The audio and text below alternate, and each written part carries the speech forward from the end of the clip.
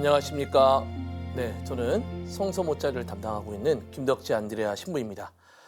다시금 사순 시기가 돌아왔습니다. 이 사순 시기에 우리에게 예수님의 죽음에 대한 의미들을 잘 전달해 준 것은 각 복음사가들의 순환기입니다. 이 순환기를 통해서 우리가 예수님의 어떤 죽음과 부활에 대한 깊은 의미들을 되새겨 보고자 합니다. 사실 초대교회 신자들에게 예수님의 죽음은 자신들의 믿음이 틀릴 수 있다는 의미를 갖고 있었습니다. 그러나 예수님의 부활을 통해서 그분의 죽음의 의미가 실패가 아니라 좀 더 심오한 의미를 갖게 되었고, 이를 통해서 각 복음사가들은 자신들의 어떤 공동체에 이 십자가의 신비를 전달하기 위해서 이 순환기가 작성되기 시작합니다. 그리고 이 순환기를 우리가 하나씩 하나씩 공부해 나가면서 각 복음사가들이 전해주고자 했던 이 십자가의 신비들을 알아보는 것, 이것이 오히려 사순 시기와 또 부활 시기를 접하는 우리 안에서 우리 믿음의 성장을 좀 더 해나갈 수 있는 기회가 되지 않을까라고 생각이 듭니다. 그러면 우리 다 같이 시작기도 하고요. 시작기도를 통해서 이제 마르코 복음의 순환기부터 시작해서 각 복음사가들의 순환기를 공부해 보도록 하죠. 성부와 성자와 성령의 이름으로 아멘. 딸 시온아 한껏 기뻐하여라. 딸 예루살렘아 환송을 올려라. 보라, 너의 임금님이 너에게 오신다. 그분은 의로우시며 승리하시는 분이시다. 그분은 겸손하시어 나귀를, 어린 나귀를 타고 오신다. 그분은 에프라임에서 병거를, 예루살렘에서 군마를 없애시고 전쟁에서 쓰는 활을 꺾으시어 민족들에게 평화를 선포하시리라. 그분의 통치는 바다에서 바다까지, 강에서 땅끝까지 이르리라. 성부와 성자와 성령의 이름으로 아멘. 네, 시작기도는 찌가리아 9장에 대한 이야기인데, 이것은 예루살렘 입성 안에서 좀 더 자세하게 살펴보도록 하겠습니다. 먼저 우리가 마르코복음의 순환기를 시작하면서 세 가지 정도 우리가 좀 생각해 보고자 합니다. 첫 번째, 이 순환 이야기를 하기에 앞서서 우리가 전제해야 될 것이 있습니다. 그 전제해야 될 것을 먼저 살펴보고, 그 다음에 이 마르코 복음서의 어떤 이 순환기, 마르코가 전해주는 예수님의 모습에 대한 것을 좀 보는 가운데 예루살렘 입성에 대한 부분들을 좀 보도록 하겠습니다. 그리스도교는 역사적인 종교라는 겁니다. 이 존재하지 않는 신들에 대해서 어떤 신화가 깃들여져 있고, 그 신화를 바탕으로 해서 생겨난 종교가 아니라 그리스도교는 명확하게 역사적인 종교. 여러분들이 사도신경을 할 때 이런 이야기를 하죠. 동정녀 마리아께서 잉태되어 나시고 본시오 빌라도 통치 아래에서 고난을 받으시고 십자가에 못 박혀 돌아가시고 묻히신 그 부분들을 고백하게 되는데, 여기서 빌라도 통치 아래에서 고난을 받으셨다는 것은 기원 후 30년경에 본시오 빌라도 통독 시기에 대한 것들을 염두에 두고 있는 겁니다. 그래서 결국 그리스도교는 이 나자렛 예수님이라는 분이 역사적으로 실존 인물이었고, 그것을 통해서 생겨난 종교가 바로 그리스도교입니다. 그런데 여기서 우리가 역사라고 하니까 예수님의 모든 이야기가 실제 사건이 돼야 된다라고 생각하는 경우가 있습니다. 그러나 복음서에서 나타난 이야기들은 실제 사건이기도 하지만 각 공동체가 그들의 청중들에게 믿음과 삶을 배양시키기 위해서 예수님에 대한 이야기를 해석했고, 또 소통하기 위해서 작성됐던 것이 복음서입니다. 이번 순환기 이야기도 마찬가지입니다. 기본 골격은 예루살렘에서 예수님께서 십자가에 못 박혀 돌아가신 이야기고, 그리고 각 공동체는 이 돌아가심을 어떻게 해석했고 어떤 의미를 전달해 주고자 하는가가 이 강좌의 핵심이라고 볼 수 있습니다. 그리고 이 복음사가들을 통해서 우리들에게 전달하고자 하는 하나님의 메시지를 찾아보는 것, 이것이 이번 강좌의 특징이고 목표다라고 볼 수 있겠습니다. 또한 복음사가들은 예수님의 죽음의 의미를 구약 성경과 연관성 안에서 해석하고자 했다는 것을 간과해서는 안 됩니다. 그리고 그 연관성은 바로 시편과 예언서에 나타난 즉 의로운 자의 고난, 이 부분에 대해서 예수님의 죽음과 연결시키면서 복음서가 작성됐다는 겁니다. 하나 예를 들어 보지요. 마르코복음 15장 24절에 보면 그들은 예수님의 십자가 못 박았다. 그리고 나서 그분의 겉옷을 나누어 가졌는데 누가 무엇을 차지할지 제비를 뽑아 결정하였다라는 대목이 있습니다. 실제로 이 사건이 일어날 수 있긴 하겠지만 이것은 구약 성경과의 깊은 연관성을 지니고 있다는 겁니다. 시편 22편 19절에 이렇게 나와 있습니다. 제 옷을 저희끼리 나누어 가지고 제 속옷을 놓고서는 제비를 뽑습니다. 라는 것인데 결국 마르코복음은 이 시편 22편을 떠올리기 위해서 사실은 이 14장 24절에 대한 내용들을 써놓고 있는 것입니다. 그렇다면 시편 22편은 어떤 시편인가라는 것인데 이 시편은 두 부분으로 나눠져 있습니다. 첫 번째는 어떤 하나님에 대한 어떤 탄원에 대한 이야기. 그래서 이 외로이 죽어가는 이 애가에 대한 그 심정을 담고 있는 것이라면 후반부에는 이 하나님께서 자신을 회복시켜 줄 것이고 자신을 구원해 줄 것이라고 하는 것 안에서의 믿음 안에서의 감사와 찬양이 들어가 있는 것이 후반부입니다.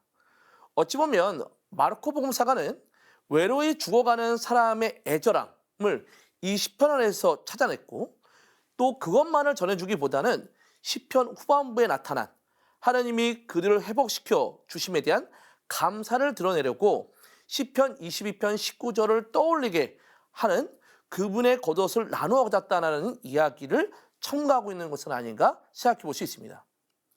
이렇듯 예수님은 역사적인 사건이 있습니다. 그러나 복음사가들은 이것을 보도 형식으로 우리들에게 전달해 준 것이 아니라 그 사건이 담고 있는 의미가 무엇인지 생각했고 그 의미들을 구약 성경 안에서 다시금 재해석했다는 것입니다. 이를 통해서 구약 성경의 말씀을 성취하신 분이심을 복음사가들은 명확하게 드러내고 싶었고 이를 통해서 하나님의 구원의 메시지를 전달하기 위해서 이 복음서 또 술한기가 작성되었다라고 볼 수 있습니다. 그렇다면 이제 마르코가 전해주고자 하는 예수의 모습에 대해서 좀 설명드리도록 하겠습니다. 마르코는 예수님의 두 여정을 그리고 있습니다. 갈릴레아의 직무와 예루살렘의 직무입니다. 갈릴레아 직무는 때가 차서 하나님 나라가 가까이 왔다. 회개하고 복음을 믿어라. 라는 말씀과 연결되어 있는데 그래서 마르코 복음은 병자 치유와 마귀 추출이라든지 또 오병이어 기적 또 무리를 걸어가시는 기적 등등이 나타나면서 예수님께서 엄청난 능력을 사람들에게 드러내 보이십니다. 그럼 이것은 예수님께서 엄청난 능력의 소유자라는 것을 보여주기보다는 예수님을 통해서 하나님 나라가 실현되고 있음을 보여주는 하나의 표징입니다. 그러나 사람들은 그 표징의 의미를 알아듣지 못합니다. 오히려 군중의 욕망과 제자들의 무지가 드러날 수밖에 없었던 것이 이 갈릴레아 직무입니다. 또한 제자들에게 3번에 걸쳐서 술한 예고를 하지만 제자들은 그 의미를 하나도 알아듣지 못합니다. 자, 이제 두 번째 직무입니다. 예루살렘의 직무는 성전 정화 사건과 예수님의 고난의 모습이 담겨 있습니다. 비록 사람들은 갈릴레아 직무에서 예수님의 행적과 말씀을 알아듣지는 못했지만 사람들은 예수님의 가르침과 행적에 환호했습니다. 그러나 예루살렘의 직무에서 사람들의 환호는 예수님을 죽이라는 징후의 말로 바뀌게 됩니다. 그러나 하나님은 그리스도의 부활 사건을 통해서 당신의 구원 업적을 완성시키고 또 하나님의 영광, 당신의 영광을 드러내게 됩니다. 예루살렘의 직무에서 가장 중요한 사건은 바로 십자가의 죽음과 부활 사건입니다. 그리고 이 부활 사건을 통해서 모든 것이 새롭게 해석되는 것이죠. 같지만 서로 다른 사복음서 안에서 즉 부활은 전환이라고 설명을 드린 적이 있습니다. 한번 찾아보시면 좋겠습니다. 이렇듯 마르코 복음은 예수님의 두 가지 여정을 그리고 있고 이 갈릴레아 직무와 예루살렘 직무 그 중에서 이 갈릴레아 직무 중에서 8장부터 10장에서 제자들이 꿈꾸고 있는 메시아와 예수님께서 보여주고자 하는 메시아가 서로 충돌되는 장면이 잘 드러납니다. 이것이 아까 말씀드렸던 3번에 걸쳐서 나타난 술한 예고를 통해서 드러나게 됩니다. 예수님은 많은 고난을 겪으시고 원로들과 수석태제들과 율법학자들에게 배척을 받아 죽임을 당하셨다가 사흘 만에 부활하셔야 한다는 것을 제자들에게 가르쳤지만 제자들은 항상 누가 큰 사람이지, 누가 더 출세를 할 것인지를 생각하고 있었던 것이 이 마르코복음 8장부터 10장에 대한 이야기입니다. 이에 예수님은 사람의 아들은 섬김을 받으러 온 것이 아니라 섬기러 왔고 또 많은 이들의 몸값으로 자기 목숨을 바치러 왔다라고 말씀하십니다.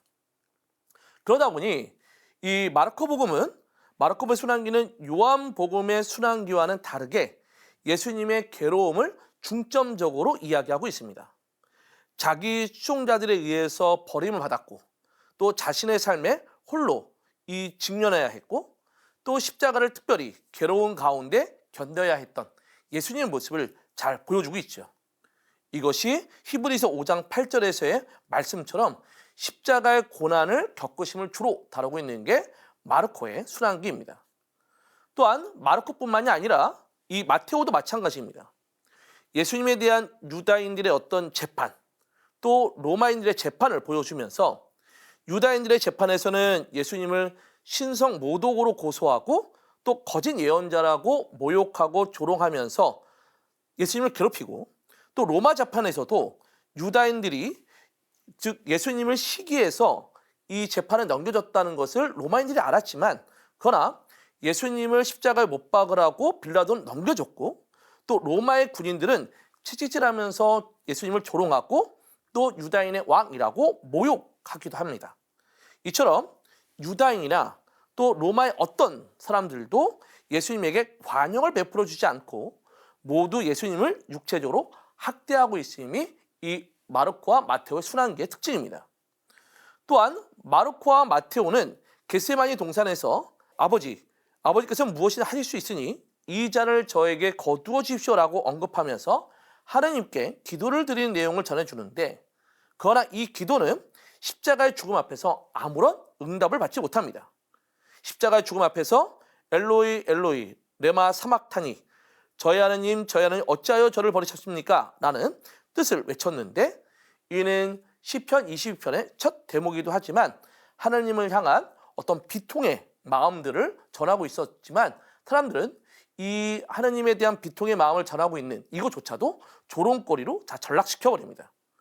사람들은 어떻게 이야기했는가? 저것 봐, 엘리야를 부르네. 자, 엘리야가 와서 그를 내려주나 봅시다 라고 하면서 오히려 조롱하고 있는 모습들이 잘 드러납니다.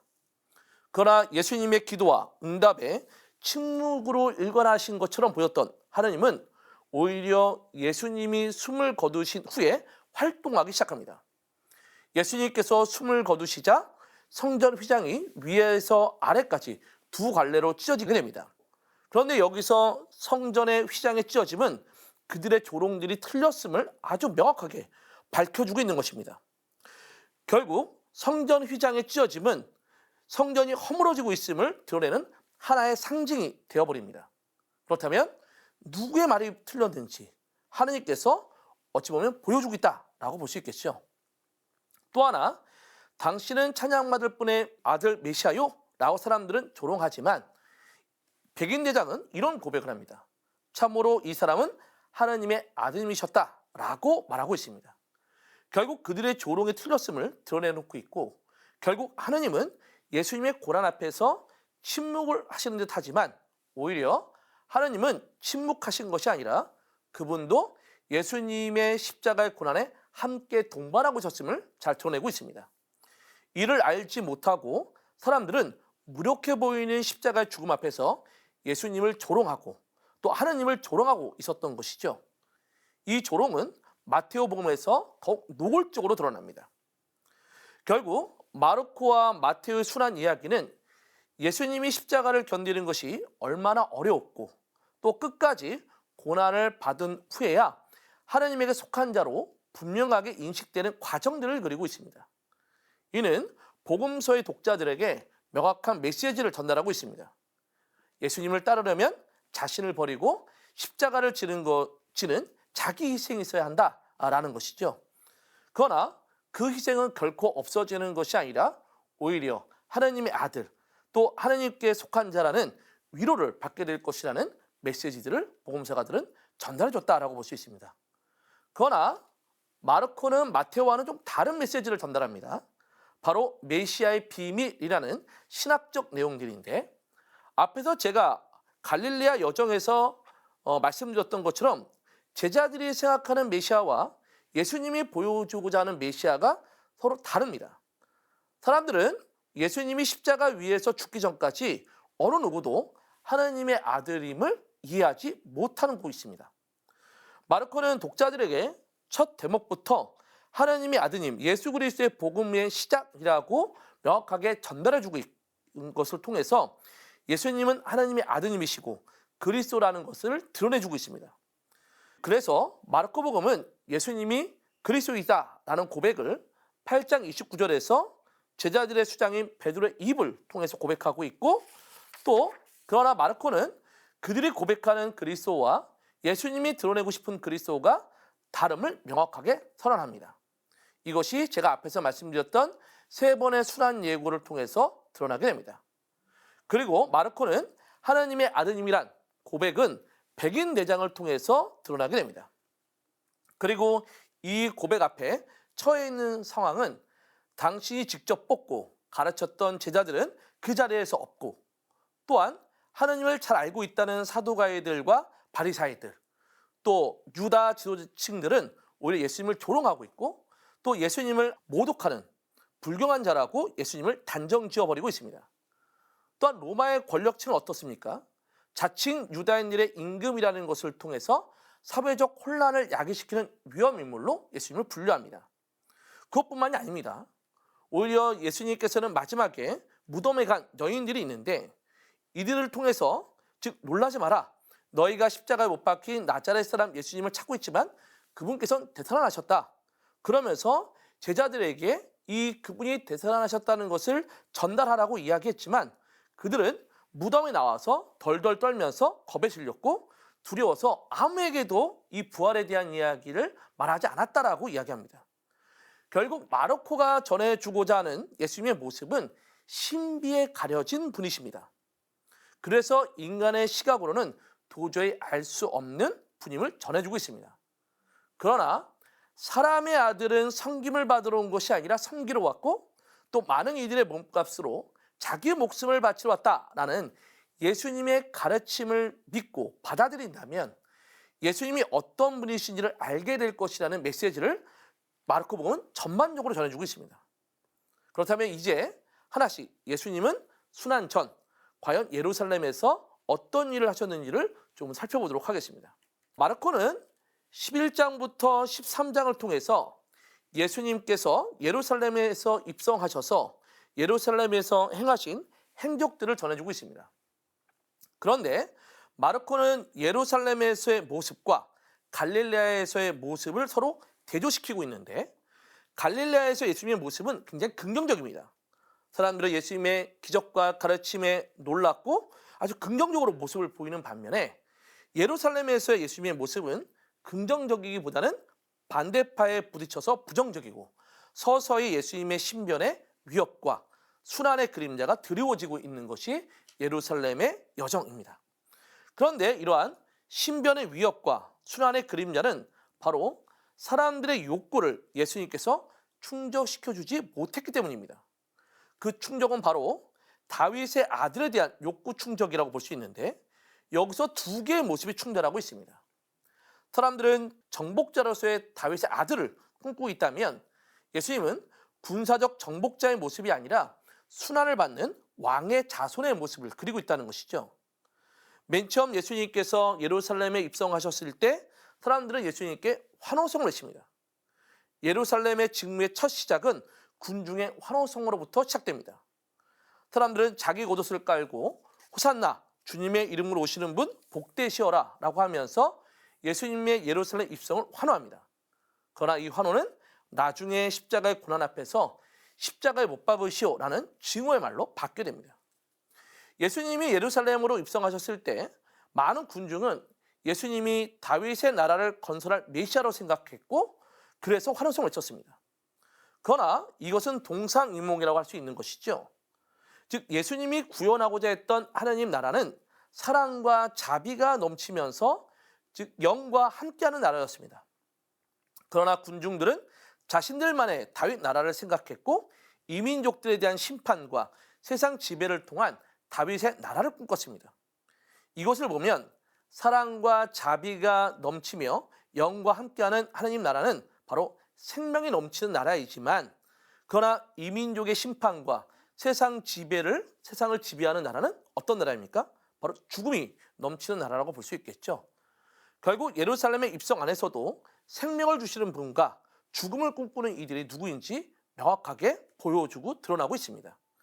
그런데 마르코는 예수님의 입성 장면을 더 이어가지 않고 갑자기 흐름을 끊어버립니다. 도대체 무슨 이야기인가? 마르코는 이윽고 예수님께서 예루살렘에 이르러 성전에 들어가셨다.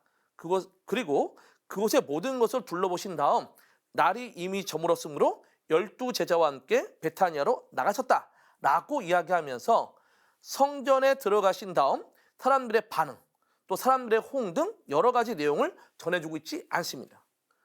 또한 예루살렘 입성과 예루살렘 성전의 정화 사건을 연결시키지 않고 중간에 무화과 나무를 저주하는 내용이 들어가 있습니다. 마치 떨어져 있는 듯한 느낌이 들도록 말이죠. 마테오와 루카는 그와 다르게 이 두 개가 붙어 있습니다. 결국 마테오와 루카를 좀 보면 마테오는 예루살렘 성전과 성전 정화 사건을 연달아 연결시켜주고 있고, 루카는 예루살렘 입성과 성전 정화 사건이 떨어져 있지만 예루살렘의 멸망을 예고하고 우시는 장면들이 들어가 있습니다. 마르코는 이 모든 것을 예수님이 둘러보신 것으로 끝내버리면서 예루살렘 입성과 성전 정화 사건을 떨어뜨려 놓고 있습니다. 결국 이것은 예수님께서 사람들의 환호성을 거부하는 느낌을 들도록 만들기 위한 것이고, 앞에서 살펴봤던 것처럼 사람들의 환호성은 예수님이 세상의 폭력을 방지하기 위해서 폭력의 방식을 통해서 이 세상을 구원하시기 위한 환호성이었기 때문에 일부러 떨어뜨려 놓은 것은 아닌가라고 볼 수 있겠습니다. 또한 말라버린 무화과 나무의 교훈에서도 예수님이 이렇게 말합니다. 베드로가 스승님 보십시오. 스승님께서 저주하신 무화과가 말라버렸습니다 라고 이야기합니다. 이때 예수님께서는 하나님을 믿어라. 내가 진실로 너희에게 말한다. 누구든지 이 산더러 들려서 저 바다에 빠져라 라고 하면서 마음속으로 의심하지 않고 자기가 말하는 대로 이루어진다고 믿으면 그대로 될 것입니다 라고 말씀하십니다. 즉 믿으면 엄청난 일이 일어날 것이고 우리의 소원이 이루어질 것을 느끼게 만드는 말씀이죠. 그러나 이 말씀은 하나님께 대한 신뢰와 용서로 이어지는 믿음입니다. 보시면 즉 내가 너희에게 말한다. 너희가 기도를 하며 청하는 것이 무엇이든 즉 그것을 이미 받은 줄로 믿어라.